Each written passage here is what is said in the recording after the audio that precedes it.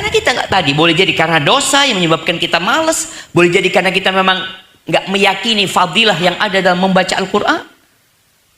Maka belajar. Kemudian bayar utang.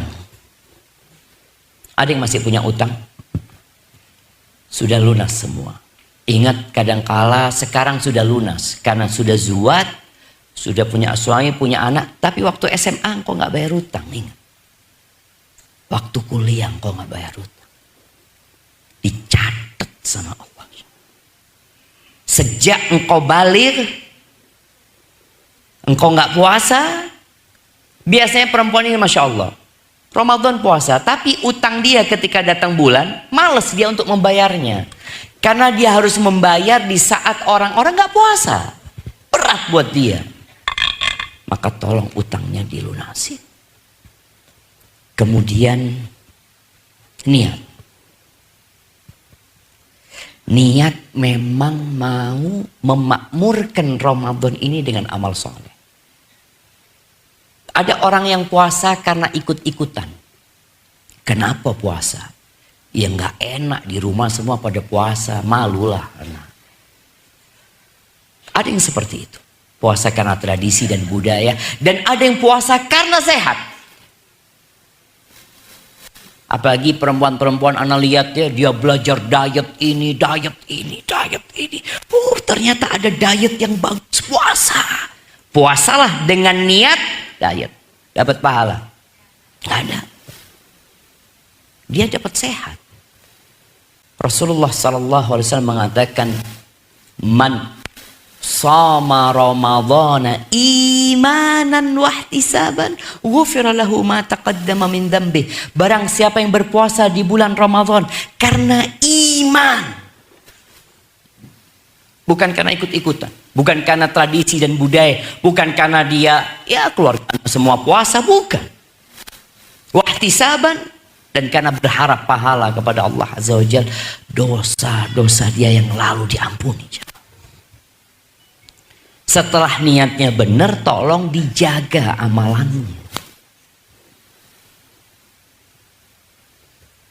Ada seorang ummi ya. Ketika masuk bulan Ramadan, TV di rumah sama umminya dibalik. Ini di masa belum handphone ya.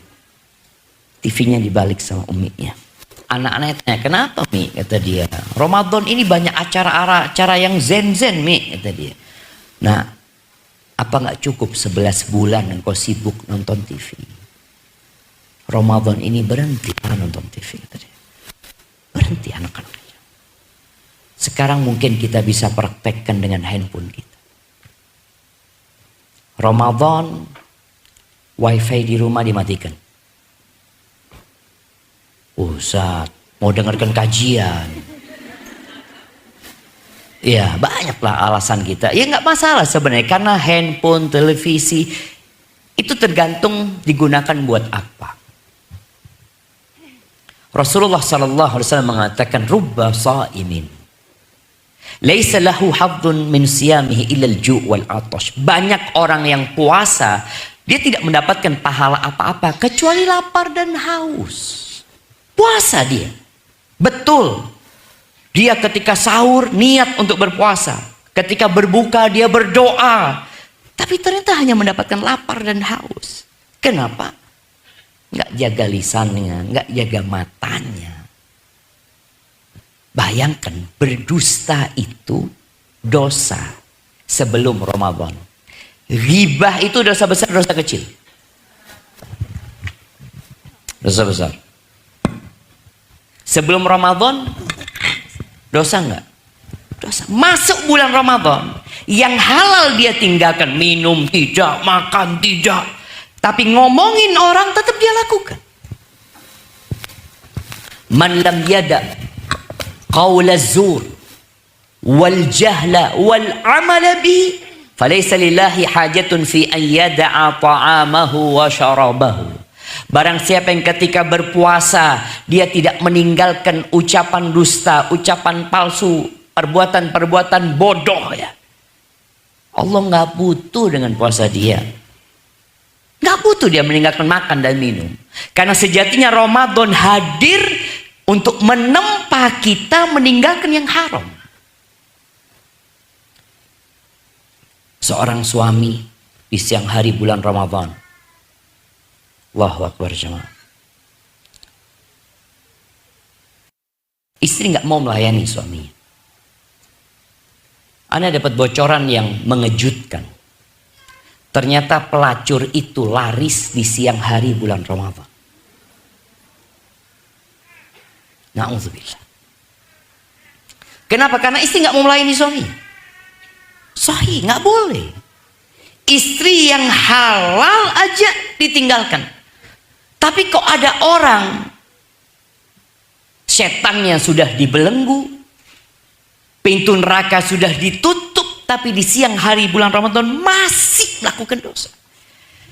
Dan ada suami-suami yang Masya Allah ketika sahur, ya sahur, Masya Allah, sahur semua. Ketika berbuka, Masya Allah, buka bareng. Ada nggak puasa?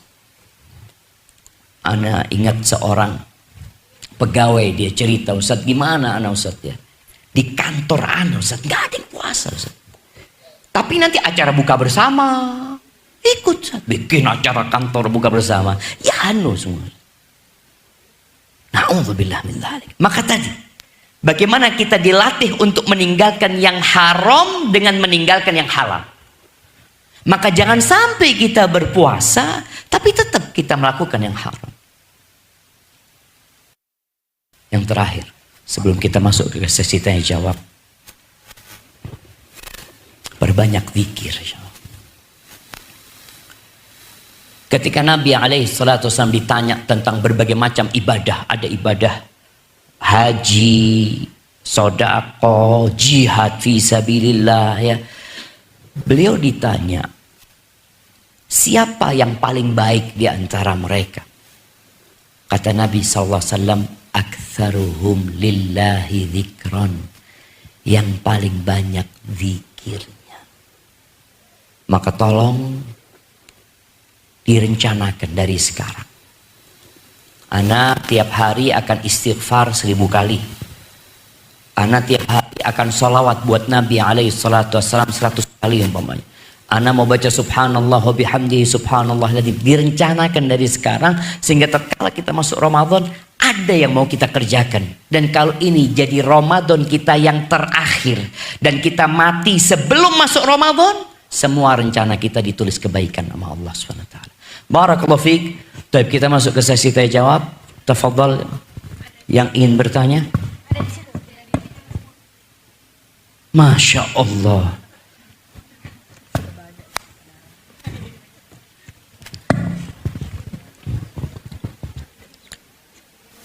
Ustaz, saat kita sedang dalam keadaan berpuasa,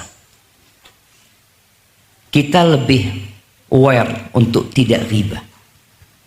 Namun saat sudah berbuka, ghibah menjadi sering terjadi secara sadar maupun nggak sadar. Terkadang kita sudah berupaya menahan diri dan menjauhi ghibah, terutama saat orang lain yang memulainya, karena hal itu di luar kontrol kita sebagai manusia.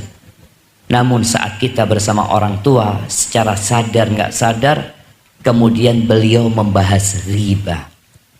Apakah ada langkah yang bisa kita lakukan Ustadz sebagai seorang anak yang tetap bisa mendengarkan orang tua saat bercerita sebagai bentuk rasa hormat dan mengingatkan beliau tanpa menyakiti hatinya atau mengguruinya? Subhanallah jemaah. Iya, orang tua kita adalah orang yang paling kita cintai ya. Jangan sampai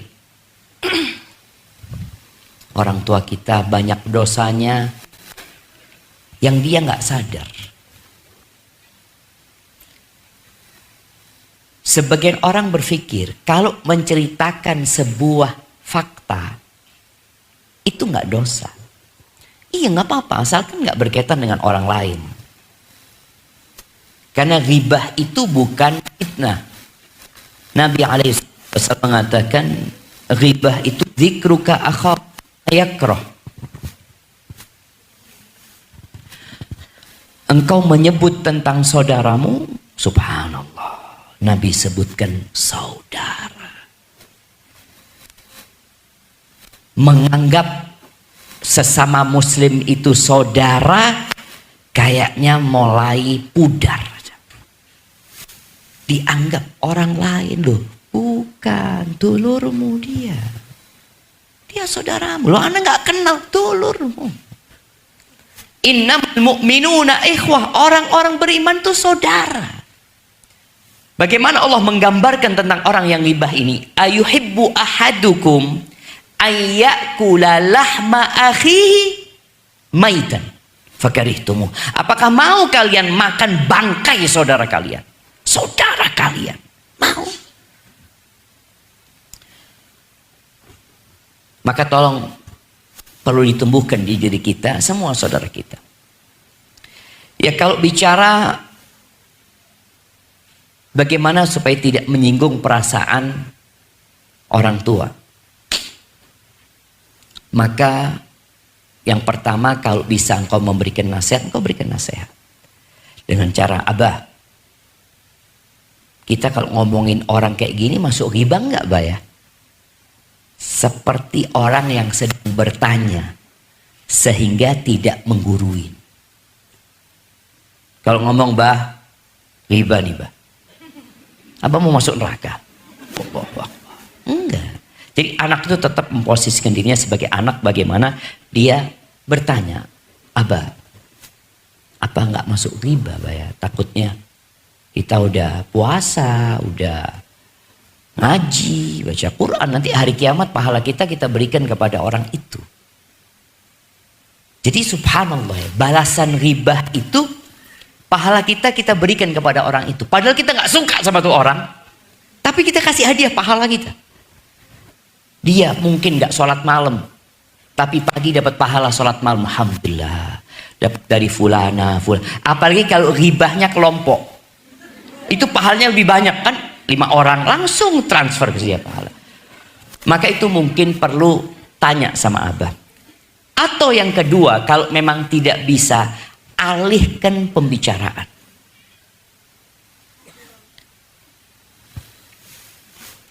Kita itu kadang-kala ngobrol nggak punya bahan. Bahannya itu, kulaan bahannya ya sama fulana ini kulaan bahan. Oh, anak dengar dari fulan. Itu tahu apa? Fulana, Allahu Akbar. Bagaimana dialihkan pembicaraan ke yang lebih bermanfaat sambil didoakan orang tuanya. Tapi kadangkala kita harus tegas sama orang tua. Walaupun engkau akan dibenci sama orang tua. Nabi Ibrahim diusir sama bapaknya sendiri. Tapi tolong dengan adab dan etika yang baik ya. Kalau hari itu nggak mau, mungkin nanti cari waktu lain ya. Jangan pas ngibain orang. Ngomong sama orang tua itu jangan pas dia sedang menceritakan keburukannya orang. Tapi lagi santai, Bah, ana denger atau Ma, ana denger ternyata ngomongin orang itu jadi pahala kita transfer ke dia, Ma. Kadang-kala orang tua nggak sadar, loh, tapi kan kita nggak bohong. Kita nggak ngada-ngada. Ya itu, kalau ngada-ngada itu jadi fitnah. Lebih besar lagi dosanya. Barakallahu fikum. Salah satu masalah RT. RT? Oh, rumah tangga. Yang anak kira RT di kampung. Salah satu masalah RT yang banyak terjadi saat ini, yaitu banyak yang cerai hati, tapi tidak cerai dokumen.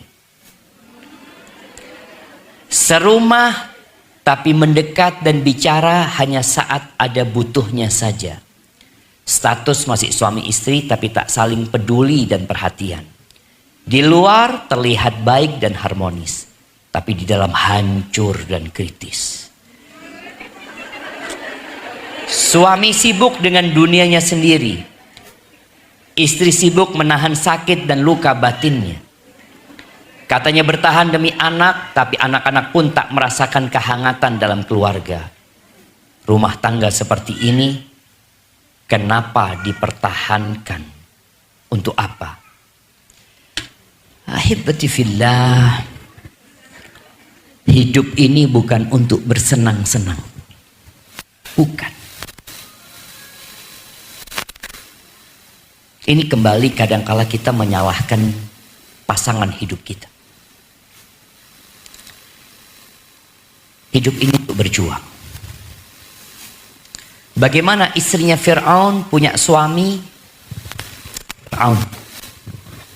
Bagaimana Nabi Nuh, Nabi Lut bertahan punya istri pengkhianat. Karena tujuan kita hidup bukan bersenang-senang. Kalau bicara cinta, Allah Azza wa Jalla mengatakan wa min ayatihi an khalaqalakum min anfusikum azwajan litaskunu ilaiha wa ja'ala bainakum mawaddah wa rahmah. Allah jadikan di antara kalian mawaddah dan rahmah. Jadi ternyata rumah tangga itu nggak harus ada cinta, nggak harus. Ketika ada seorang wanita yang nggak suka sama suaminya, suaminya ini ingin istrinya mencintai dia, padahal cinta itu tidak dipinta, tapi cinta itu hadir dengan kita berbagi cinta. Penghormatan itu tidak dicari, tapi penghormatan itu dengan kita memberi penghormatan, orang akan memberikan penghormatan. Laki-laki ini harim-harim yang zuat sama dia rata-rata gugat cerai. Akhirnya suatu hari nama dia sudah jelek di masyarakat ya. Dia bawa seorang Abdullah bin Abil Arqam kalau nggak salah, dibawa untuk menjadi saksi bahwasanya istrinya dia ini nggak cinta. Istrinya lagi di rumah, dia tanya, "Anshuduki billah atuhibbinani?" Aku meminta dengan nama Allah, engkau cinta nggak sama aku? Kata istrinya, udahlah bang, gak usah ngomong itu, ngomong yang lainnya. Enggak, kata dia. Aku bersumpah minta sama Allah, engkau cinta nggak sama aku? Kata istrinya, enggak. Akhirnya suaminya laporan ke Umar bin Khattab radhiyallahu anhu. Dipanggillah nih istrinya. Apakah engkau yang terus terang mengatakan tidak cinta kepada suamimu? Ya Amirul Mukminin, innahu nasyadani billah. Wahai Amirul Mukminin, dia itu bersumpah minta kepadaku dengan nama Allah. Afa akdzib? Boleh aku bohong? Kata Umar, ikdzibi, bohong aja. Ini termasuk bohong yang diperbolehkan antara suami istri. Nanti ditanya sama suaminya, engkau cinta sama aku? Wallah bang, gak pernah kebayang anak mau berpisah dengan engkau bang. Jadi bohong itu boleh dalam urusan ini ya, dalam urusan cinta, kasih sayang ini itu. Sang istri mengatakan, ya Allah bang, kalau engkau keluar rumah bang, ya Allah kapan datang? Padahal nggak kepingin datang gitu kan jemaah. Kalau bisa tabrakan di jalan sana nggak balik lagi suaminya.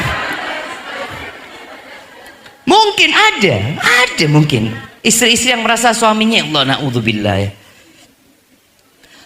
Umar bin Khattab mengatakan, fa inna aqallal buyut allati tubna 'alal hub. Sedikit rumah tangga yang dibangun di atas cinta itu sedikit. Cuma karena sering nonton drakor, kayaknya harat semua itu jangan. Nah, sedikit rumah. Terus kenapa orang mempertahankan rumah tangganya? Walakinnan nas yata'amaluna bil islami wal ihsan. Tapi orang-orang mempertahankan rumah tangga karena mereka diciptakan untuk mengabdi kepada Allah Azza wa Jalla. Mereka bermuamalah atas dasar Islam dan perintah untuk berbuat baik. Kita kepada anjing disuruh berbuat baik. Bahkan seorang pelacur memberi minum seekor anjing, diampuni dosanya, dimasukkan ke surga. Suamimu ana rasa nggak lebih parah daripada anjing. Nah, cuman artinya tolong gitu loh. Mempertahankan rumah tangga itu hanya saja seorang istri ini. Kalau tadi dikatakan suaminya sibuk dengan dunianya sendiri, mungkin engkau belum menciptakan dunia yang dia sukai di rumah itu. Banyak harim-harim ini kalau suaminya datang, kok telat bang? Dari mana bang? Nganu apa? Sama siapa? Ngobrolin apa? Loh, kayak pegawai pajak aja. Gimana suami dapat harim kayak gini? Astagfirullahaladzim. Maka tolong ketika suaminya datang bukakan pintu, jangan pernah tanya dari mana. Tanya mau apa bang, kayaknya capek nih abang. Fadol siapkan makan, minum. Kalau bisa kasih buku menu, Fadol bang. Kenapa Rejal itu lebih suka di warung, di restoran daripada di rumah? Karena dilayani, datang ya. Ahlan, Fadol silahkan. Pernah ada orang ke warung ditanya, dari mana bapak? Gak datang lagi dia kalau ditanya dari mana. Tapi ditanya mau apa. Jadi perempuan itu bisa. Allah berikan kemampuan kepada wanita ini untuk menundukkan suami. Ada cerita seorang wanita yang datang kepada seorang guru ya. Dia mengatakan, aku ini kok ribut terus sama suami ya. Macam-macam lah dia katakan itu. Oke, kalau engkau ingin suamimu baik sama engkau, hidupmu harmonis sama engkau, tolong kau datangkan 3 helai kumisnya singa. Loh, gimana? Ya sudah, engkau mau nggak? Karena dia kepingin rumah tangganya harmonis, kepingin ada cinta dan kasih sayang. Akhirnya dia datang ke kebun binatang. Tiap hari dia kasih makan itu singa, minta izin sampai singanya itu kenal. Ketika singa itu tidur digunting. Dibawa itu kepada gurunya. Ini kata dia. Kata gurunya, ya Allah, singa aja engkau bisa tundukkan. Masa suamimu nggak bisa, kata dia. Jadi masalahnya kadangkala memang nggak mau. Dia merasa, suamiku nggak baik ini itu. Bagaimana kau menjadikan dia baik gitu. Apalagi kalau engkau katakan, kesian demi anak-anak mau mempertahankan rumah tangga. Bisa, bisa. Jadi jangan mengatakan, ya kayaknya nggak mungkin sudah Ustaz. Umar bin Khattab itu pernah mau membunuh Rasulullah SAW. Bagaimana dia berubah menjadi orang nomor 2 setelah Abu Bakar As-Siddiq radhiyallahu anhu. Ada juga cerita seorang wanita yang dia mengatakan, anak 6 tahun sabar menghadapi suami. Tapi dalam 6 tahun ini kadang-kadang ada seorang yang anak Ustaz 17 tahun Ustaz. Ada Rejal ini. Kalau bisa anak kembalikan ke orang tuanya tak balik no Ustaz. Apa gitu loh. Kadangkala dia bertahan tapi dia tidak memperbaiki. Dia tidak memperbaiki. Dia bertahan, dia memuliakan suaminya, dia menghargai suaminya, dia memberikan perhatian. Jadi subhanallah jemaah, di antara ciri-ciri wanita penghuni surga itu yang suka minta maaf sama suaminya. Loh Ustaz, ana tidak salah. Bukan urusan kau salah atau tidak salah. Salah aja berat minta maaf. Muter-muter. Engkau minta maaf. Datang ke suamimu, kata Nabi SAW, perempuan itu kalau dizolimi sama suaminya. Atau dia menzolimi suaminya, dia datang. Ini wanita penghuni surga ya. Dia datang kepada rijalnya, dia letakkan tangannya. Dia mengatakan, bang, la adzuku bi ghumdin hatta tarla. Aku gak akan memejamkan mata sampai kau ridho. Bisa mengatakan itu. Ya Ustaz, loro hati anda suruh minta maaf. Na'udzubillah, ndak wes. Kadang-kala diem-dieman jamaah ya. Baik. Sambil didoakan suaminya. Ustaz, bagaimana jika ada orang yang diberi amanah curhatan supaya tidak menyesakkan dada dan sudah diamanati untuk jangan cerita ke siapa-siapa karena terkait persoalan rumah tangga? Ternyata cerita itu sama yang diamanai malah dijadikan rahasia umum dan konsumsi publik. Yang justru memperumit situasi dalam rumah tangga dan malah berujung pada perceraian. Kemana seharusnya kami curhat?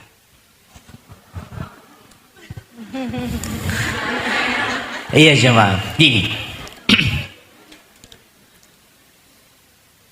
Di antara tanda-tanda orang munafik itu kalau dikasih amanat dia berkhianat. Dan Rasul SAW mengatakan, idza haddatha ahadukum akhahu thumma iltafat. Kalau seorang ngomong sama temannya, kemudian dia noleh, fa'lam annahu amanah. Kata Nabi SAW, ketahui itu amanah. Dia nggak ngomong ini rahasia, tapi dia waktu ngomong noleh, itu amanah. Dan harus dijaga jamaah. Dan tadi, orang itu butuh teman curhat. Hanya untuk mengurangi beban di hatinya. Iya, dia curhat sama Allah Azza wa Jalla, tapi dia mungkin mau cerita sama seseorang agar orang itu bisa memberikan solusi. maka ceritalah kepada seorang yang mencintaimu, bukan yang engkau cintai. Ada perbedaan. Kita cinta sama orang, belum tentu orang itu cinta sama kita. Kita kan anak punya sahabat, iya engkau menganggap dia sahabat. Tapi apakah dia menganggapmu sahabat? Belum tentu. Maka ceritakan kepada orang yang mencintaimu. Kalau nggak dapat, ceritakan kepada orang yang memberikan solusi. Kepada ustazah atau siapa. Ceritakan kepada dia. Ada seorang yang cerita rahasia dia kepada sohibnya. Dia ceritakan dari A sampai Z. Terus dia tanya, antum dengar? Katanya, enggak, anak nggak dengar. Selesai sudah. Ada manusia-manusia yang hati mereka jadi kuburan buat rahasia saudaranya. Rahasia itu masuk ke hatinya, dia tutup sudah. Engkau dengar? Enggak dengar. Habis. Jadilah orang-orang seperti itu. Jadi orang kalau mau curhat, fadl, kau ngomong sama aku. Cerita sama. Udah selesai? Sudah. Mudah-mudahan Allah mudahkan urusanmu. Sudah. Kita mau aku nggak dengar tadi. Cuma kita... Ketika ada orang memberikan rahasia kepada kita, kita punya bahan. Oh ini, Allah jamaah, hati-hati jamaah, amanah jamaah. Dan buat yang punya masalah, jangan cerita sama orang tua. Karena orang tua terlalu cinta sama anaknya. Masalah yang seharusnya ada solusi, kalau sampai ke orang tua, nggak ada solusi. Abahnya akan ngomong, sudah nak, engkau pisah, sudah nak. Rumah mana yang nggak ada masalah? Di rumah Nabi SAW, piringnya pun pecah. Aisyah ngangkat suara di atas Rasul SAW. Abu Bakar datang sebagai orang tua dan sebagai mertua buat Nabi SAW. Dia mau memberikan pelajaran kepada Aisyah, tapi Nabi datang mengatakan, jangan. Maka engkau harus memilih orang yang mencintaimu atau seorang ustadzah yang dapat mendengarkanmu. Ya setelah itu selesai. Terkubur di tempat dia. Afwan Ustaz, mau bertanya, hidayah dijemput atau ditunggu? Ada orang yang saat ditanya, kok nggak pakai jilbab? Kenapa nggak sholat? Jawabnya, karena belum dapat hidayah. Apakah hidayah ditunggu datangnya baru kita jadi soleh atau kita jemput? Bagaimana caranya? Ahibati fillah.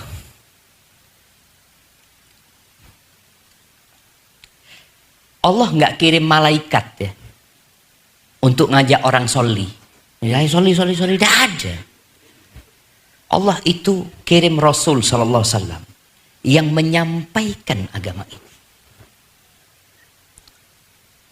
Dan Allah mengatakan, wa ma 'alaika illal balagh. Tugasmu hanya menyampaikan. Paman Nabi nggak dapat hidayah.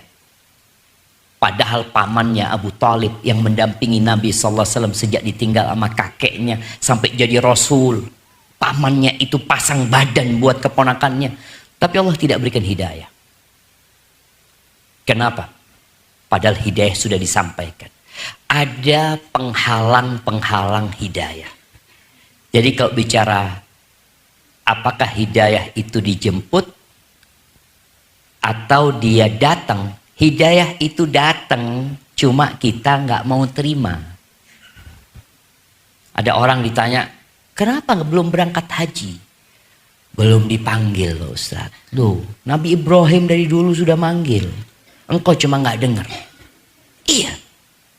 Jadi kalau bicara hidayah itu dijemput, kita itu menjemput hidayah dan sejatinya hidayah itu udah datang sama kita. Cuma kita nggak terima. Apa penyebab kita tidak terima? Yang pertama, sombong. Sombong itu batarul haqqi wa ghamtun nas. Sombong itu menolak kebenaran dan meremehkan orang. Kadang-kadang dia beranggapan yang pakai jilbab, aduh ya hanu pakai jilbab. Lebih baik nggak pakai jilbab, yang penting baik. Subhanallah. Lebih baik engkau pakai jilbab dan jadi orang baik. Itu seharusnya dipikirkan. Salat ini rukun Islam. Dan kita tahu orang kalau salatnya baik, insya Allah yang lainnya baik. Maka sampaikan kepada orang tersebut, kalau engkau memang menunggu hidayah, tolong siapkan hatimu untuk menyambut hidayah itu. Dengan menghilangkan kesombongan, sok, kemudian fanatik terhadap satu kelompok, seperti fanatiknya orang Quraisy dengan berhala-berhala mereka. Kalau ditanya, kenapa engkau menyembah berhala-berhala itu? Dari dulu nenek moyang kita kayak gitu. Itu sulit mereka akan menerima hidayah. Sambil disuruh berdoa, mohon kepada Allah Azza wa Jalla.